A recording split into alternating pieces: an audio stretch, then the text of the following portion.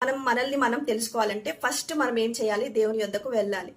So దేవుని యొద్దకు ఎలా వెళ్ళాలి సిస్టర్? నేను ఎలా దేవుని దగ్గరికి వెళ్ళగలను అని నువ్వు అడిగితే, దేవుని వాక్యం ఏం సెలవిస్తుందంటే, ఆది అందు వాక్యం ఉండెను, వాక్యము దేవుని యొద్ద ఉండెను, వాక్యమే దేవుడై ఉండెను. హల్లెలూయా. సో వాక్యమే దేవుడై ఉండెను కదా. సో మనము ఏం చేయాలి? వాక్యం యొద్దకు వెళ్ళాలి. వాక్యం యొద్దకు వెళ్ళి మనము వాక్యాన్ని చదివినప్పుడు వాక్యం ఏం చేస్తుందంటే ఒక అద్దం లాగా మనకు పనిచేస్తుంది అనమాట. సో మనం ఎప్పుడైనా కానీ మన ఫేస్ ని మనము ఫ్రెష్ గా తయారవ్వాలంటే మనం అద్దం ముందర కూర్చొని సిద్ధపడతాం కదా, మరి మనం తయారవుతాం కదా.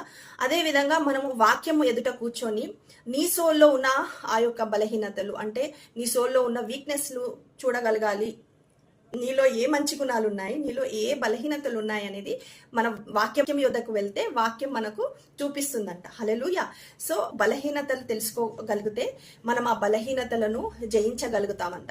ఆ బలహీనతలను తెలుసుకుంటేనే అప్పుడు మనం ఆ బలహీనతలను జయించడానికి ప్రయత్నిస్తాం. సో